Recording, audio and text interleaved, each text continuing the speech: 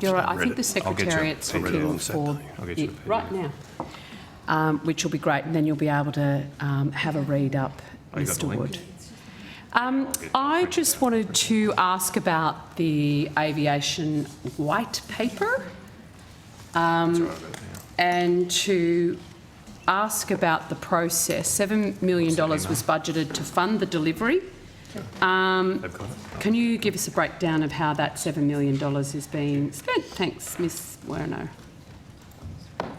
In relation to the detailed breakdown, we can take that on notice. It is over 2 years because the white paper process will be a 12 to 18 month process. But we can give you the details of that on notice, Senator. It's taken 9 months. This was an election commitment. The terms of reference has taken 9 months. Is that usual for a white paper process? I'm not sure. I don't have the history of white paper processes, unfortunately. The government went through their processes and agreed to terms of reference and released it recently on the 7th of February, I believe. Who did they consult on the construction of the terms of reference? We'd been working with the government of the terms of reference. It was an election commitment, and the government made it wasn't a separate consultation process on the terms of reference. The government decided on the terms of reference to be able to release it as the basis for consultation. Okay, gotcha. And in terms of the time frame, the government decided that it wanted to release the white paper in mid-2024, and we worked back from there. So it's wrong to characterise it as 7 months of delay. We are timing the process that will follow in order to enable us to deliver the white paper in a predetermined time frame. Working backwards. Okay. The terms of reference then were developed in the department, the terms of reference for the consultation, rather than having a discussion paper, were developed in the department and sent up to the Minister's office? Was in the department. We consulted with some other government agencies, including CASA, and as my colleague Ms Werner will be able to take you through a bit more detail. Stephanie Werner, First Assistant Secretary, Domestic Aviation and Reform Division.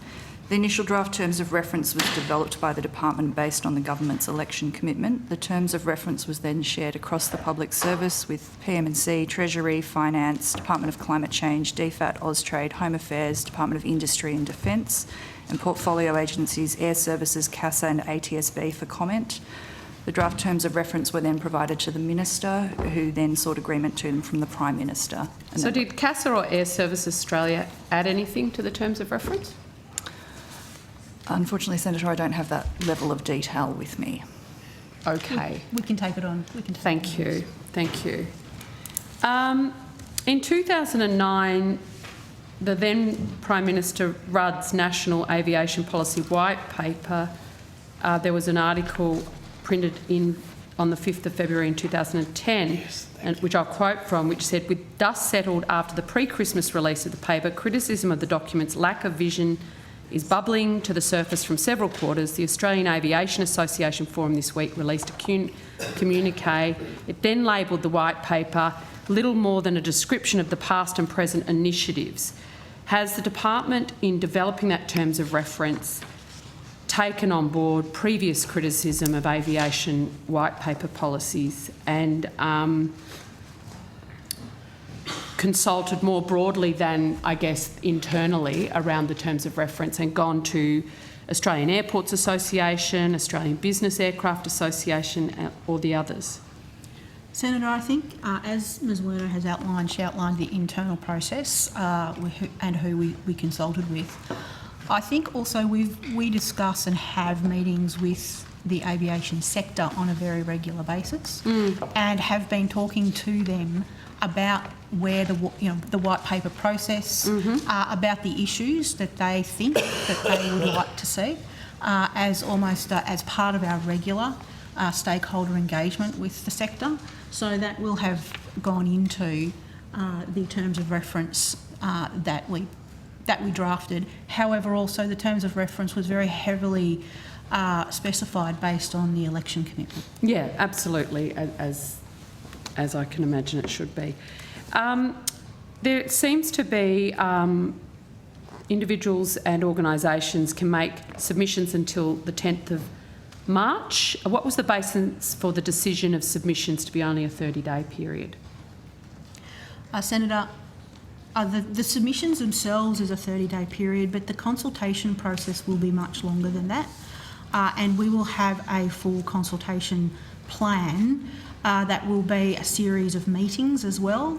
There'll be a range of ways that industry and the sector can input into the white paper and the green paper before that. And actually Ms Werner might have some more detail about when our consultations will begin. Thank you.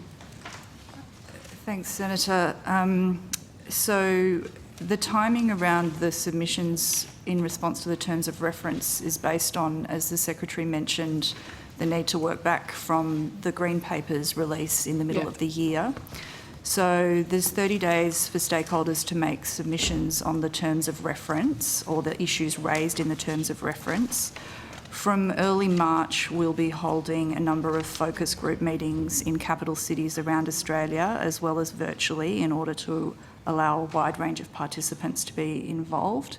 And then that consultation, as well as the submissions that we receive from stakeholders on the terms of reference issues, will feed into the Green Paper, which will then be released in the middle of the year. Following the release of the Green Paper, there will be another opportunity for submissions and consultations before we start to draft the White Paper. Right, gotcha. There's been some concern, I guess, around the terms of reference that there's no reference to air freight, airports, airport regulations, reducing red tape, etc. Do I take it from the comments today that those issues are not precluded from being discussed within the white paper? I think that's correct, Senator. We will go out to consult, and in particular in terms of the initial submissions against the terms of reference. If, for example, submissions are made on particular issues that are outside the terms of reference, we can look at that and see whether what process that can go into, and whether it may well go into the white paper and the green paper process. So would you appreciate that airline profitability is critical to a sustainable air transport aviation industry, but it's not mentioned specifically in the terms of reference?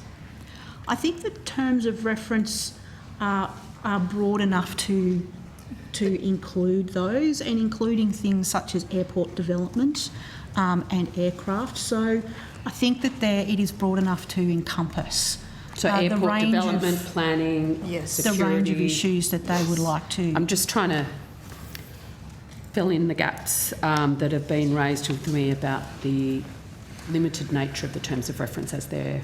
And I appreciate there's a longer, more iterative process to go through as we head towards a green and white paper, but I would hate people to think that they couldn't. No, we would encourage people to put in submissions about the issues which are of importance to them, and then through the subsequent stages, including the green paper, those are able to be identified and picked up. And just confirming these terms of reference came out of the department, there was no consultant engaged to develop them? That's correct, Senator. Okay, thank you. I just wanted to go to Brisbane aircraft noise from the department's perspective. Knowing Airport Services Australia will be asking you. Mr McClure. Phil McClure. Can you report on what progress has been made to establish a permanent consultative body on aircraft noise with respect to the Brisbane Airport? I might start off and then pass to my colleague. The department has been engaging with stakeholders, including the Brisbane Airport, around the various models of a permanent forum. We also wanted to make sure that the PIR process had gone through its process to see what recommendations had come out of that. We are in the process of considering and finalising the options that are available for a permanent forum, and Mr McClure might have some more detailed information. Thank you. Phil McClure, Assistant Secretary of the Airports Branch. So we had the previous forum running through parallel with the Air Services post-implementation review, which the final report came out towards the end of December. And the forum continued on through that process, and we've been working with inside government, with ourselves, Air Services and Brisbane Airport around the permanent forum.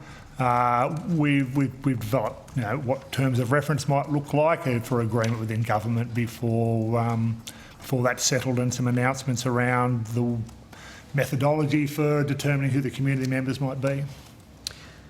Okay, so you've been talking inside the department, you've been talking to the agency that the community feels is responsible for this, and the Brisbane Airport, which the community is also, I get the emails that Catherine King gets as the Shadow Minister. So very much a matter of community concern, but we still haven't moved any closer to a permanent consultative committee.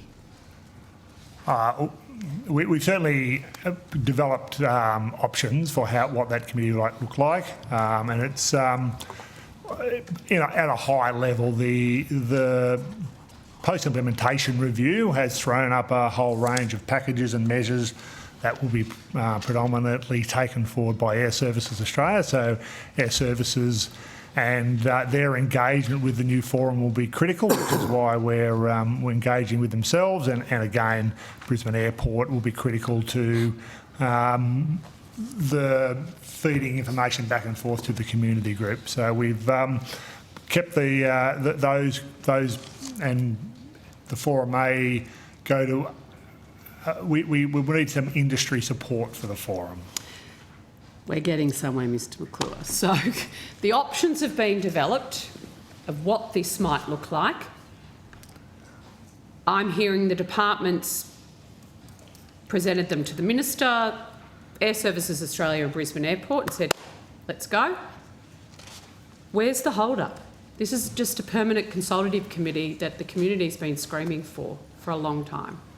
Where is the hold-up?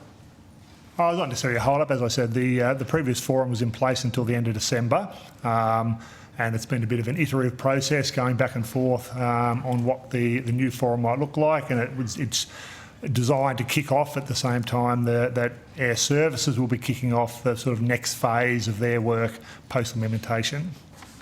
Given Air Services' well-known constraints, shall we say, why would you link your minister and this very important consultative committee to them delivering on something? Wouldn't you just get it done? I think it's fair to say, Senator, that we have been progressing that while we've been waiting for the PIR to be released. We wanted to know what was in and what recommendations were in the PIR to make sure that the options that we were considering and looking at were consistent with what the PIR was going to be recommending. But what I'm hearing, Ms Purvis-Smith, is that you are now waiting for Air Services Australia to do something before you do what we all know needs to be done, which is a permanent consultative committee set up. I'm not sure Mr McClure said that. No, I've misunderstood that. I'm happy to be corrected. No, we're not waiting for Air Services necessarily. We're just, as I say, we've just been working within government on what that those final terms of reference will look like, and then we need to,